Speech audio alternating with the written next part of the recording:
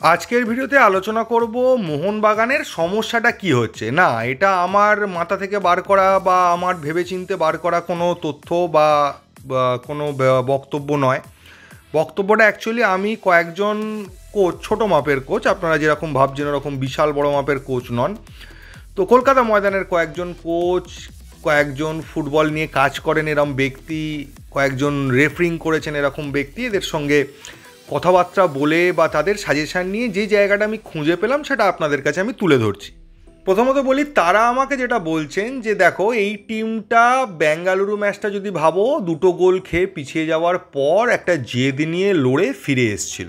এই টিমটার মধ্যে যে কোনো টিমকে উড়িয়ে দেওয়ার বা তাদের ডিফেন্সের মধ্যে ঢুকে গোল করে দেওয়ার মতো ক্ষমতা, যে কোনো মুহূর্তে ম্যাচে তাদের পেনাল্টি বক্সে ঢুকে যাওয়া, এই ক্ষমতাটা এই টিমটার মধ্যে আছে। সেটা ডুরান্ড কাপের ম্যাচ হোক বা বিভিন্ন ম্যাচ থেকে বোঝা যাচ্ছে। তারা যখন আক্রমণ করছে, তাদের আক্রমণের ক্ষিপ্রতা, তাদের পাসিং এবিলিটি দেখে তখন মনে হচ্ছে কিছু কিছু ক্ষেত্রে, সব সময় নয়। তাহলে তাদের পারফরমেন্সটা খাপ ছাড়া আসছে কেন? ব্যাপারটা হচ্ছে তাদের মধ্যে যে পোটেনশিয়ালটা রয়েছে, সেই পোটেনশিয়ালটা তখন বেরোচ্ছে যখন তারা মনে করছে যে তাদেরকে এই ম্যাচটা জিততেই হবে, বা তারা পিছিয়ে পড়েছে, তারা গোল খেয়ে গেছে, বা তারা একটা পিছিয়ে যাওয়া মনোভাব তাদের মধ্যে আসছে যে আমরা পিছিয়ে গেলাম কেন, আমাদেরকে ফিরতেই হবে। তো এই মোটিভেশনটা তারা মাঠে ম্যাচের মাঝখানে ফিল করছে যখন, তখন তারা পাল্টা আক্রমণটা করছে। কিন্তু ম্যাচ শুরুর আগে বা ম্যাচে যখন তারা নামছে, তখন এই মানসিকতাটা নিয়ে তারা নামছে না। তো তাদের মোটিভেট করার ক্ষেত্রে কিন্তু একটা প্রবলেম রয়েছে বলে তাদের বক্তব্য, যে ঠিকমতো কোচ হোক বা তাদের ওখানকার ম্যানেজার হোক বা তাদের মেন্টার হোক, তারা কিন্তু কেউ মোটিভেট করতে পারছে না প্লেয়ারগুলোকে, যে মোটিভেশন নিয়ে তারা নামবে। 1 ইঞ্চিও জমি ছাড়বো না, আমরাও পারি, আমরা কি পারি দেখিয়ে দেবো, এই মানসিকতাটার কিন্তু অভাব রয়েছে। এছাড়া বিশেষজ্ঞদের বক্তব্য যে এই টিমটাতে আর কোনো সমস্যা নেই, সমস্যাটা শুধুমাত্র মানসিকতার এবং ফিটনেসের। অবশ্যই ফিটনেসের প্রবলেম রয়েছে। জেসন কামিন্স, দিমিত্রি পেট্রারস, এরা এখনও তাদের 100% ফর্মে আসেনি বা পুরো ফিটনেসে আসেনি, এবং তাদের বক্তব্য হচ্ছে যেহেতু প্রি সিজন হয়নি, তো এত তাড়াতাড়ি তারা যে ফর্মে চলে আসবে, ফিটনেসটা গেইন করে নেবে, এটা কোনো ম্যাজিক নয়, এটা একটা টাইম টেকিং ব্যাপার। এবং যে ধরনের ওয়েদার রয়েছে আমাদের এখন এই মুহূর্তে, তাতে ভারতীয় প্লেয়ারদেরও 90 মিনিট টানা দৌড়তে সমস্যা হচ্ছে। এবং সেটা শুধুমাত্র আইএসএল এর মোহনবাগানের দল বলে নয়, সে ছোটদের খেলাই হোক বা কলকাতা লিগের খেলাই হোক, সব ক্ষেত্রেই প্রবলেমটা দেখা যায়। কিন্তু কলকাতা ময়দানে যারা খেলে অভ্যস্ত, যে সমস্ত ছেলেরা, তারা জানে যে কিভাবে এনার্জিটাকে ইউটিলাইজ করতে হবে বা কিভাবে খেললে পুরো 90 মিনিট পর্যন্ত খেলাটা একটা স্ট্যান্ডার্ড লেভেলের খেলা কন্টিনিউ করা যায়, যে সম্পর্কে নলেজ কিন্তু আমাদের কোচেরও নেই এবং আমাদের বিদেশি প্লেয়ারেরও নেই, এমনকি আমাদের দেশি প্লেয়ারদেরও নেই। ফলে তারা ম্যাচ শুরু করার সময় 80-85% এনার্জি নিয়ে শুরু করলেও যখন খেলাটা শেষ হচ্ছে তখন তাদের এনার্জি 40%-এর কাছাকাছি দাঁড়িয়ে যাচ্ছে। নেক্সট ওনাদের বক্তব্য হচ্ছে, প্লেয়াররা মাঠে গিয়ে কোচ যেটুকু বলছেন সেইটুকু করছে। মানে একটা কাজ দেওয়া হচ্ছে, সেই কাজটা তারা কমপ্লিট করছে বা সেই কাজটা করার চেষ্টা করছে। তাদের নিজস্ব কোনো মোটিভেশন পাওয়া যাচ্ছে না যে আমাকে এটা করতে হবে, কোচ বলেছে এই কাজটুকু করতে, আমি এই কাজটুকু করে ছেড়ে দিলাম। যার ফলে দেখা যাচ্ছে কি, কিছুটা টিম হিসেবে টিম গেম যে খেলাটা, সেইটা তৈরি হচ্ছে না। এবং তাদের আরও বক্তব্য, তারা কলকাতা মাঠে কোচিং করান, তারা বলছেন আমাদের ক্ষেত্রেও একটা নতুন টিমের দায়িত্ব নিয়ে সেই টিমটাকে বুঝে, সেই টিমটার দুর্বলতা, সেই টিমটার প্রবলেম কী আছে, সেই টিমটার অ্যাডভান্টেজ কোথায় কোথায়, সেইগুলো বুঝে প্রপার টিমটাকে ইউটিলাইজ করতে তাদেরও টাইম লাগে। তারা যতই কলকাতা ময়দানে প্রত্যেকটা টিমের সঙ্গে পরিচিত হন না কেন, টিমের ক্ষমতা দুর্বলতা সম্পর্কে তাদের যতই নলেজ হোক না কেন, তাও তারা যখন একটা নতুন টিমের দায়িত্ব নেয়, তো সেক্ষেত্রে একটা প্রবলেম তাদেরকেও ফেস করতে হয়েছে, আগেও হয়েছে এবং এখনও হয়।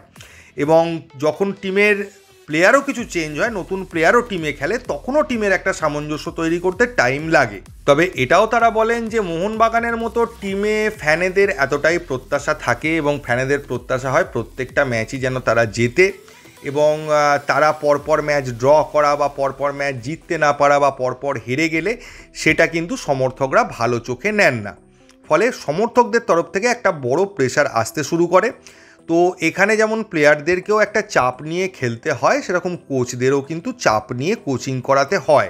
ফলে সমর্থকদের প্রেশারের কাছে আরও নার্ভাস হয়ে গিয়ে ভুলভাল ডিসিশান নেওয়ার থেকে এখানে যেটা করতে হয় যে মাথা ঠান্ডা রেখে কনসেন্ট্রেট করে কে কী বলছে না শুনে নিজের যা বিদ্যাবুদ্ধি আছে বা কোচিং জীবনে তারা যা অভিজ্ঞতা অর্জন করেছেন সেটাই তারা ইমপ্লিমেন্ট করার চেষ্টা করেন সমর্থক বেসড ক্লাবগুলোর ক্ষেত্রে।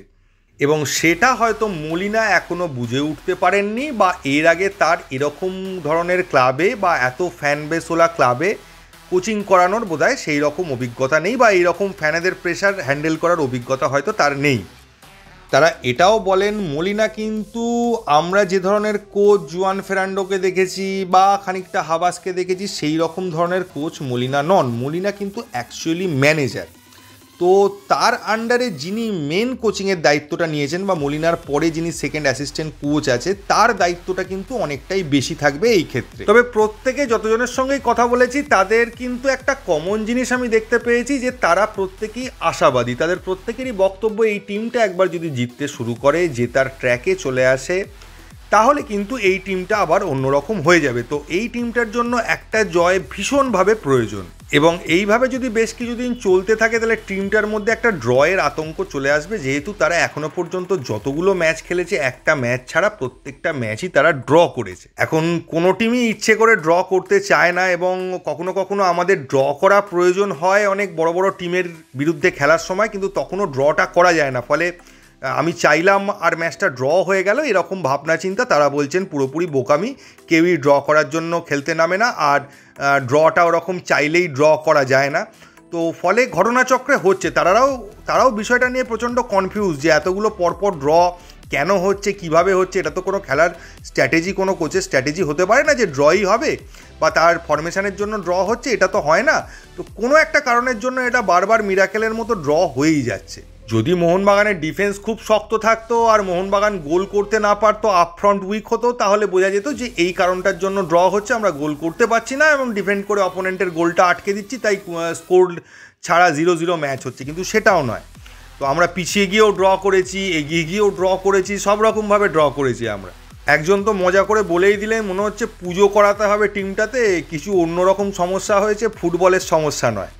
তো এই ছিল মোটামুটি যারা ফুটবল বিশেষজ্ঞ আমাদের আশেপাশে রয়েছেন তাদের বক্তব্য, এবং বললাম যেরকম কি তাদের মধ্যে অনেকজন কোচও আছেন, একদম শুধু ফুটবল বিশেষজ্ঞ নয়, ফুটবলের সাথে ওতপ্রোতভাবে জড়িয়ে তারা। এবার যদি আনোয়ার আলী ইস্যুতে দু একটা কথা বলতে হয় তাহলে বলে নিই আপনাদেরকে, গতকাল আনোয়ার আলীকে কিন্তু পিএসসির তরফ থেকে এনওসি দিয়ে দিয়েছে, তাই সে ইস্টবেঙ্গলে সই করবে বা করে ফেলেছে গতকাল। তো এর ফলে ইস্টবেঙ্গলের হয়ে ম্যাচে নামার ক্ষেত্রে তার আর কোনো বাধা রইল না, কারণ এখনও পর্যন্ত তার ওপর সেই ব্যান এবং যে পেনাল্টির কথা হয়েছিল দুটো ক্লাবের বিরুদ্ধে বা যেটা আগের রায় ছিল সেটা এখনও লাগু হয়নি। তো সেই কারণে এখন তার কোনো ব্যান নেই, তাই সে ফ্রি প্লেয়ার হিসেবে ইস্টবেঙ্গলের যে ম্যাচগুলো এখন রয়েছে সেগুলো সে খেলতে পারবে 30 তারিখ পর্যন্ত, কারণ 30 তারিখ পিএসসি পরবর্তী ডিসিশান জানাবে এবং সেখানে ব্যান এবং কম্পেনসেশন দুটো যেরকম ছিল আশা করা হচ্ছে একই রকমভাবে আবার আসতে চলেছে। তো সেই কারণে রঞ্জিত বাজাজ প্রচণ্ড উৎফুল্ল, এবং তিনি টুইটারে নানা রকম মোহনবাগানকে কটূক্তি করে বা বলতে পারেন মোহনবাগানকে কিছুটা খোঁচা দিয়ে নানা রকম পোস্ট করছেন, অলরেডি শুরু করে দিয়েছেন। আর নুনোরেসকে নিয়ে যে খবরটা পাওয়া যাচ্ছে যে আগামী সপ্তাহের মাঝখানে মানে বুধ বৃহস্পতিবার এই সময়টা করে নুনোরেস কিন্তু মোহনবাগান ক্যাম্পে যোগ দিতে চলেছে, এরকমই খবর রয়েছে।